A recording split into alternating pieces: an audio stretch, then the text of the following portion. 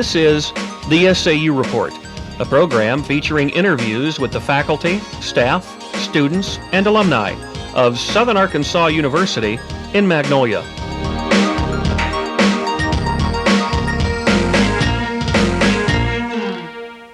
Hello, welcome to SAU Report. I'm DeAnna Nuckols. And I'm Adrienne Lawton. Today we're going to be talking to Professor Blanchard. He is an honored professor at SAU and taught at the School of Business for 4 decades, from 1956 to 1998. Welcome, Professor Blanchard. Thank you. To start with, could you tell us a little bit about your background? Well, I was born and reared in Senatobia, Mississippi, and that's about 30 miles south of Memphis. I finished high school there, went to the Air Force for 4 years, and came back and went to school at Ole Miss. I finished at Ole Miss in 1953, got a master's degree there. Had several interviews, several job offers, but I took one in Houston, Texas with Pricewaterhouse, CPA firm. And I spent 2¼ years with them auditing in public accounting, and then came here. Professor Blanchard, why did you become a teacher? Well, it was almost by accident. I had not planned to be a teacher. I left Houston because it was a large city. We had children. We wanted to come to a smaller place. Actually, I was trying to get back closer to Mississippi, where my mother, who was a widow, and my mother-in-law was a widow. We wanted to be close to home and relatives. So I took this job late in the summer and came here in 1956 and been here ever since. We know there have been a lot of changes since the 50s in classrooms and the classes. Could you tell us, take us through one of your classes back then? Well, in 56, in 57, my first graduating class had 4 accounting majors. Had 1 girl. The next year we probably had about 6 and no girls, and the next year we had probably 8 majors and maybe 1 girl. And so it's changed a good bit. The classes have grown steadily since 1956. The school has. Probably the school was maybe 500 to 600 students when I came here, if that many, and it's just grown until what it is now. Since 1956, what changes have you seen in the university as a whole? Well, we've had, of course, I've been under 4 presidents and 4 deans, and the buildings have changed considerable. We have sidewalks now. We didn't have as many back then, but I saw the student center built, the gymnasium was built, football stadium improved, the new library was built, the 3 men's dormitories were built after I came here, the agriculture building was built, certainly this building, the business building had been completed 5 years ago. So I saw Harrod Hall built, and I saw Wilson Hall built, and Overstreet's been remodeled with the auditorium and all completely rebuilt. So it's grown been quite lots a bit. of changes since I came here. Wow. Do you know how many females, African Americans, and international students there were back then, and how does it compare to today? Probably my first year or so here, there was probably about 35% females. There were a few African Americans, but most of them were night classes.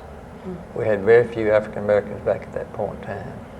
Of course, the 500 or 600, we didn't have many at all, but most of it were male. How much was the tuition back then, and were there grants and loans available as they are today? Tuition was probably about $50 would be my guess, in that neighborhood of 75, and I've seen it gradually go up. There was very few grants, very few scholarships, maybe a few athletic scholarships, but most people worked. You worked in the library, the dining hall, the agriculture people had a lot of people they hired out. Very little student labor as we think of it now. I did not have any secretarial help or student labor for a number of years after I came here. I was talking to a student that went to school back in 56, and she was telling me that there were very few cars. Very few cars. There was no Everyone parking walked. problem at that point. No. Can you tell us how the students from the 50s and 60s compared to the students of the 80s and 90s? Well, that would be a little bit difficult. I might get myself in trouble there, but most of the time they came back then to really get an education. And I don't know, I won't say they value the education more than they do now, but it seems like a larger percentage of them were more determined to get an education than now. Some are here now for various reasons. Some are here for an education. We have some very good students that are here now, and always have had good students. I've always had good students in my classes, and over in accounting, it's somewhat of a difficult subject. And if you don't like it, you don't do well, you don't stay in it. So when I get juniors and seniors, usually they are pretty determined and pretty good students. Do you feel that then it was more to get an education, whereas today it's more about getting a better job? Yeah, right. I think that's probably it. Now I think they want an education and get out and get a job. Of course they did back then too, but Or competition today? Yeah, right. I think the competition is much tougher today. It is. It sure is. And so, I mean, you have to qualify now to get into college, whereas back then we just took any and everybody that would come. So no application? Right. Just Hardly had application. You had to have an application, but that's about it. Right. File the application, we'd admit you just about back then. How do you feel your teaching style has changed or evolved since then? Well, I certainly hope it's improved. I know the first year was difficult for me because I had not planned to be a teacher, and I didn't take anything along those lines in college. So when I came here, I was on my own. But whatever assignment I made, I worked on myself. Whatever problems I assigned, I did those myself. So I wanted to be ahead of the students when I went to class, and so I worked hard and enjoyed it. And after a year or two, I just really enjoyed it. But I could say that when I came, I didn't, fully intend to stay necessarily here. I'm just open to whatever came up, but I did learn to like it very much. I've certainly enjoyed my teaching here. It's a wonderful place. Yes, it is. When after the years you've taught many accounting classes, what are some of the more creative ideas that you've used in teaching your accounting classes? Well, I think the thing that helped me in my teaching in accounting was the experience that I had at a larger university and in public accounting, because I could draw from that experience and relate things in the classroom, which I think helped the students considerably. I know some have commented that. I think that was it. But textbooks are published more frequently, more updated. We've gone to overhead projectors and slides and things like that. Certainly the use of computer has come into focus here, and that's a must. You just have to have computer literacy to do any good in the business world, and in most anywhere where you're working. The computer is, since it is in every aspect of business now, how has it changed accounting? Because it does take many hours to learn to use a computer alone, along with accounting lessons. Well, I find in the classroom, it's nice to use the computer to have your accounting system on the computer, which most everybody does. But it's also difficult to teach the computer in accounting. So that has to be in other classes. Then when they come into accounting, we would only relate what applies to the accounting part of it, the ledger, the journal, the entry-making process, the financial statements, and so forth. And really, as an accounting student, though, you have to have the computer down, because if you don't, these day and age, if you don't have computer, you wouldn't have any chance, I don't think, out in the business world without a computer. Even auditing, you must know the computer, because practically everybody has computers, so you have to know how to audit computer-wise. And but so many things on the computer: inventory, payrolls, receivables, payables, the check writing, the whole bit is computerized now. So the accounting principles still apply, but the process of it and doing it is it's much faster and more accurate if you put in the right information. I mean, you're just going to be more accurate with it. Do you, when you're teaching accounting on the computers, are students just learning, say, the traditional way as long with the computer, or just mainly on the computer? Well, they'll learn the principles in the textbook first, and then they will apply it to the process of the computer, the input and so forth. So, so far as the accounting is concerned, the computer doesn't change any of that. It's just a more expedient way to get the information. Do you find that students are leery of the computers, or have a lot of... Well, a few are, but I don't think, certainly like 20 years ago they were, because it was so new and everything. But nowadays they just jump in there, and most of them have had it in grade school, high school or someplace, and are very literate when they get here, and they're not afraid of them one bit. I'm probably more afraid of them than they are. Much different from back in the 50s and 60s. Yeah, oh, absolutely, yeah. Did you have computers back in the 50s and 60s to work No, with? when I was auditing in Houston in 54, 5, and 6, computers were just coming into being. But it took a large room, large classroom size to hold the equipment that it took to process what now was on my desk. Yeah, big computers. In the computer under the desk, yeah, right. They had their own room. So, but we were learning to audit computerized information, and I know we would go into our office 1 o'clock on Friday and spend 4 hours studying about computers and how we was going to audit them and so forth. Wow. We know you've run across a lot of people through your years of teaching. Can you tell us about some of your favorite characters, teachers, faculty? Oh, there's been so many wonderful people here. I hate to begin to name them. Our staff has been real stable. We have some people that come and stay just a year or two or something like that, but basically our staff has been very, very stable in the School of Business.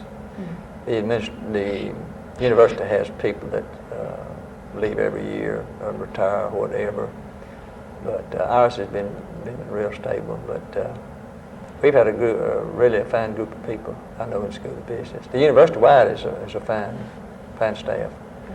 I saw 4 presidents, and I got along with all 4 of them in my 42 years. And so I'm just happy with the administration, and I had 4 deans, and I got along with them very well. And so I've enjoyed my stay here very much. Speaking of presidents, along another lines, how do you feel business has changed, like in the days of Eisenhower to the days of Clinton? Oh, well, I don't want to get into politics too much, but it seems like that integrity and your word or a handshake meant more back in those days than this present day. Things are so flippant, and it's okay or it's not okay, you know. So I feel like it's changed some.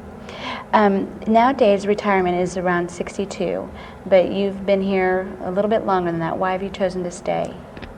Well, at that age, I didn't feel that age, and I just wasn't ready to retire. So I stayed on, and just the last year or two, I just got to thinking about retirement. When I got 65, I just never gave retirement a thought. I just wasn't ready.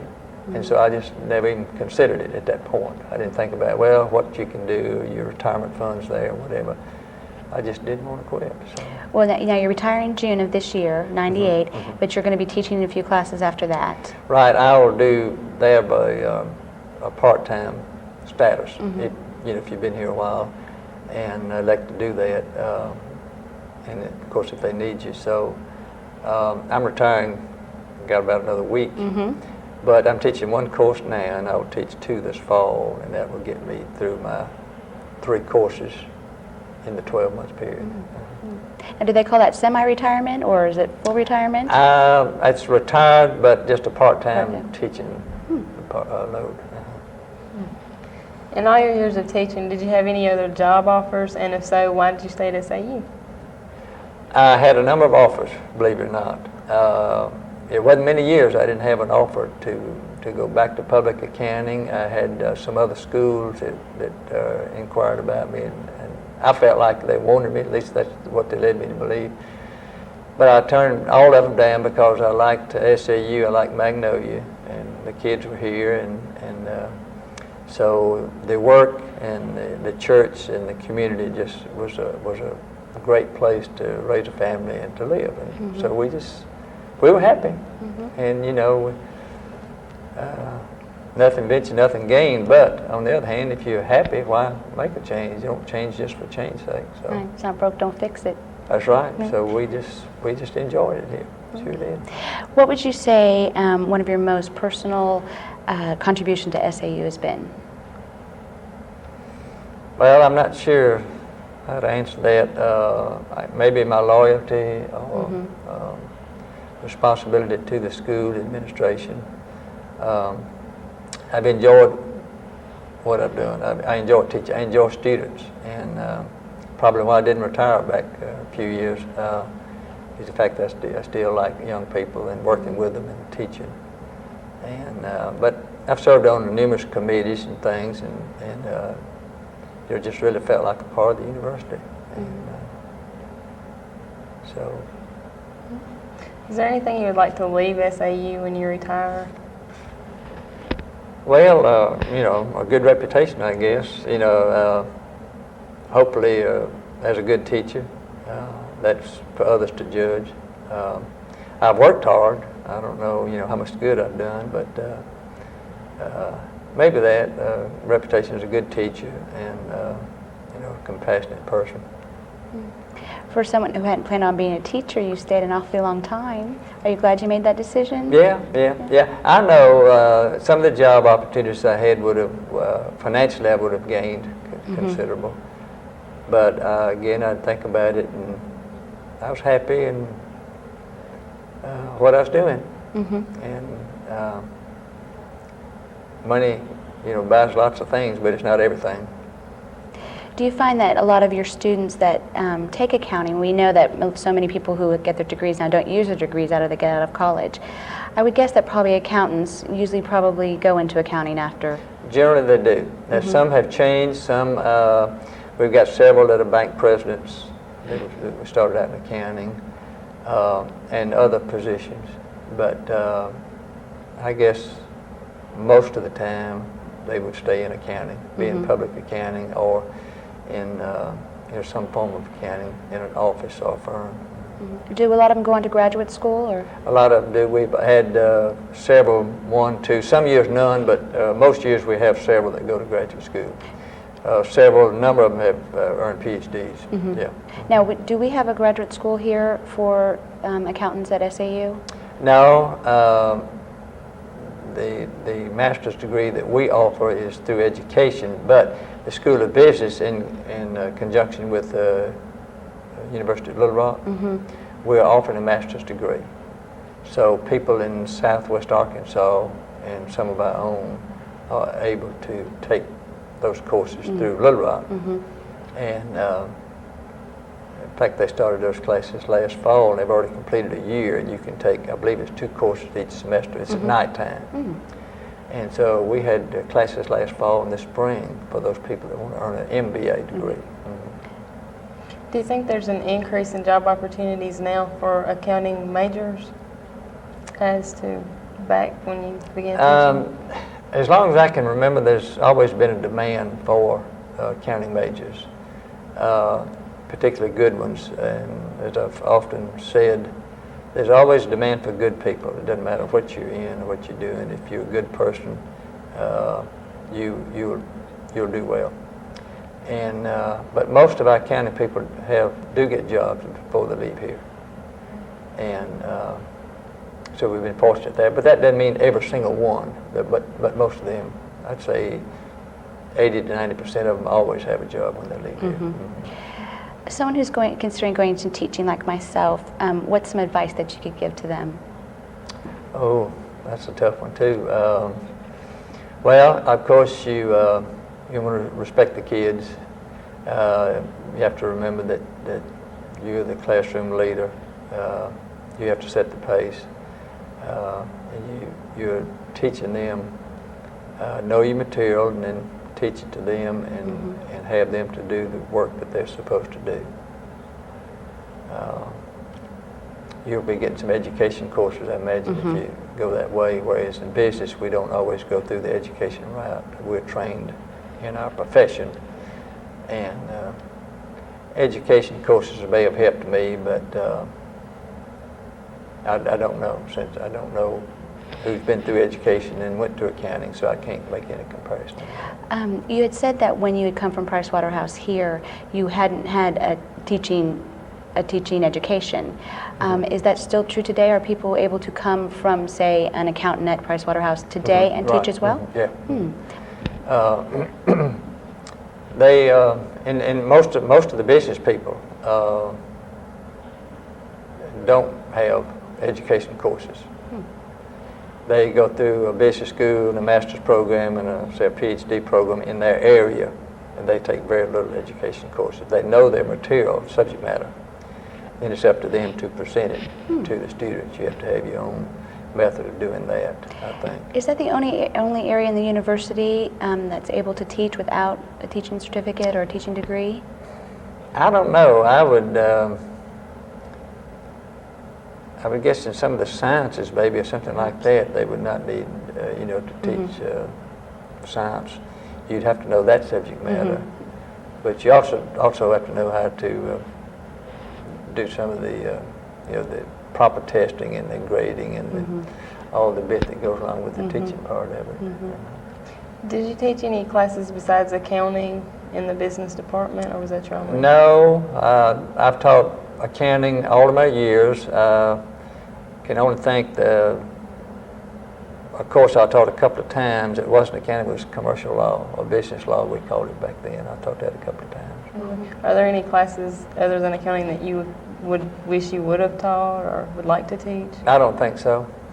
Some of them, introduction to business, some of the basic elementary things that you're pretty knowledgeable in, just by having, say, being my age, you would know a lot about that. But I always had plenty of accounting courses and plenty of students to worry about, so I didn't have to worry about taking on anything else. Where do you see the future of SAU going? Do you think it'll stay independent, or will it join, the state of Arkansas system in some way? Well, it's hard to tell. Of course, my hope is it'll stay independent. Of course, I like the fact of being autonomous here. We've done very well in being independent, and I like that thought, and I hope that's where it stays. What the future brings, we don't know, and as money gets more scarce and so forth, I don't know what they'll be doing. Was there a class when you were in college yourself that you enjoyed more than accounting, or was accounting your favorite? I would say that it was accounting. I enjoyed a lot of the classes. I had a real fine person that taught me accounting, the elementary 2 basic courses, the principles of accounting. And then I had a Professor Perry at Ole Miss that was just outstanding, and he was my favorite probably, and my mentor, and I worked for him, as a matter of fact. Yeah, I was his grader, and he was just an outstanding teacher. And I'll confess, I've tried to pattern my teaching after him, and he was just a wonderful person, and he did an outstanding job at school. That's what I patterned mine after. Well, I know students that have taken your classes, and they speak very fondly of you, so we've been very thankful to have you on our university. Well, thank you so much. Very much. I've certainly enjoyed it. I think you'll be missed when you're gone. Well, thank you. We have been talking to Professor Blanchard of the Accounting Department today. Thank you very much for coming. I'm Adrienne Lawton. I'm DeAnna Nuckols. Bye-bye. Thank you.